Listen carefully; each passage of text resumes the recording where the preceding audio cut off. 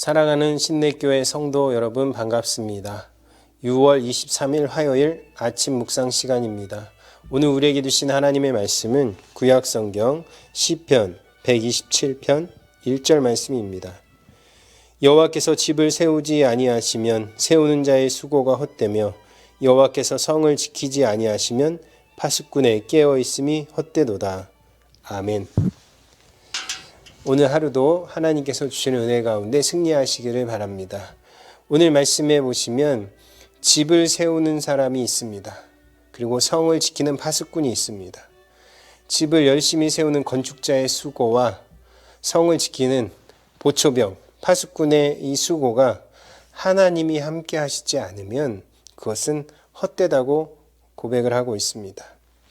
오늘 이 성경 본문 말씀에 소제목으로 붙어 있는 것이 있습니다. 솔로몬의 시, 곧 성전에 올라가는 노래라고 합니다. 성전에 올라가면서 이 노래를 부른 것이죠. 여호와께서 집을 세우지 아니하시면 세우는 자의 수고가 헛됩니다. 여호와께서 성을 지키지 아니하시면 파수꾼의 깨어있음이 헛됩니다. 이렇게 시작이 됩니다. 여호와께서 집을 세우지 아니하시면 정말 우리의 수고가 헛된 것입니까? 하나님이 성을 지켜주지 않으시면 밤새 노력하고 수고를 한 파수꾼의 노력이 헛된 것입니까? 세상 사람들은 그렇지 않다라고 이야기할 것입니다. 그러나 우리 믿는 사람들은 오늘 말씀을 다시 한번 깊게 생각해 볼 필요가 있습니다. 하나님이 함께 하시지 않는다고 해도 우리 인간의 노력이 분명히 있는데 내가 노력한 이 부분이 왜 헛될까? 그리고 파수꾼, 보초병이 밤새 수고한 것이 정말 헛된 것일까? 라고 질문할 수 있습니다. 그러나 오늘 말씀에는 우리의 깊은 생각, 아무리 따지고 해도 우리의 생각은 잘못됐다는 것을 알려줍니다. 그것은 그냥 헛되다는 것입니다. 하나님의 말씀이기 때문에 우리는 아멘 해야 합니다. 여호와께서 집을 세우지 아니하시면 아무리 노력을 해도 그 노력은 헛되다는 것입니다. 사실 우리는 이것을 너무 잘 알고 있지 않습니까? 여호와 하나님이 함께 하시지 않으면 모든 것이 헛되다는 건 우린 너무나 잘 알고 있습니다. 잘 알고 있지만 생활에서는 정말 그것이 삶으로 우리에게 나타나는가 다시 한번 생각해 볼 필요가 있습니다. 이 말씀을 잘못 해석해서 그러면 하나님이 함께 하시지 않으면 모든 것이 헛되기 때문에 하나님이 다 책임져 주시는구나. 하나님이 책임져 주시면 나는 노력할 필요가 없구나 라고 생각할 수 있습니다.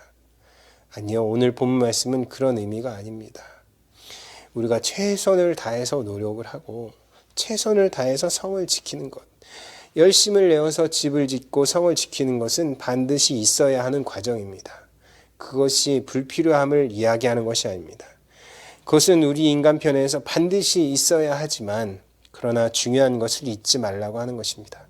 그러나 아무리 노력을 많이 한다 하더라도 그 일에 그 중심에 하나님이 없으면 하나님께서 함께 하시지 않는다면 이 수고 정말 수고로운 일이었지만 사람들이 칭찬할 만한 일이었지만 하나님이 함께 하시지 않으면 그것은 헛된 일이 된다고 하는 것입니다. 시인은 집을 세우는 일이나 성을 지키는 일과 같은 일상적이고 필수적인 매일의 삶이 보다 하나님 중심적으로 이루어지기를 원했습니다. 그래서 우리에게 전해주는 것이죠. 하나님도 우리가 그렇게 살기를 원하시기 때문에 오늘 본문 시편의 말씀을 우리에게 주신다고 믿습니다. 제가 학교에 오기 전에 강남 지방에 있는 한 교회에서 부목사를 하면서 가까운 곳에 있는 여성 전문 병원, 산부인과 병원에 3년 동안 제가 원목을 했었습니다.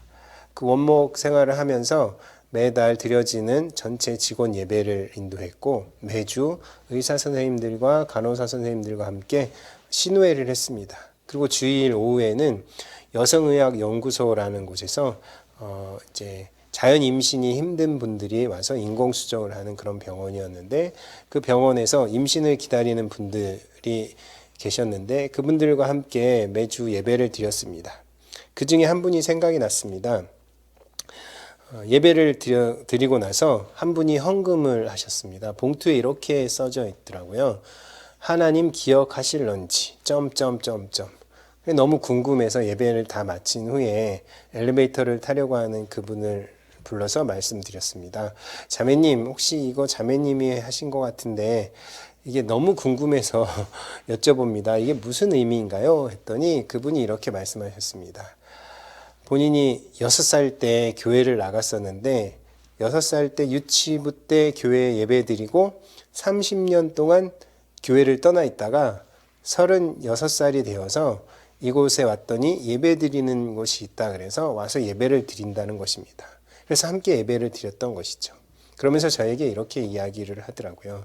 제가 유치부 때 교회를 다녔는데 하나님 기억하실런지, 하나님 기억하시면 제발 좀 이번에 임신이 되게 해주셨으면 좋겠습니다. 이런 이야기를 하는 거예요.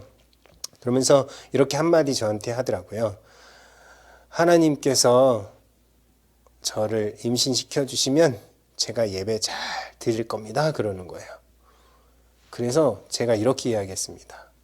하나님께서 자매님이 어떻게 하시는지 봐서 하나님도 결정하실 것 같은데요? 라고 했죠. 그랬더니 그분이 그런가요? 열심히 예배 드려야 되겠네요. 다음 주에 다시 오겠습니다. 그러더라고요. 다음 주에 나타났어요. 그랬더니 너무 기쁜 얼굴로 나타난 거예요.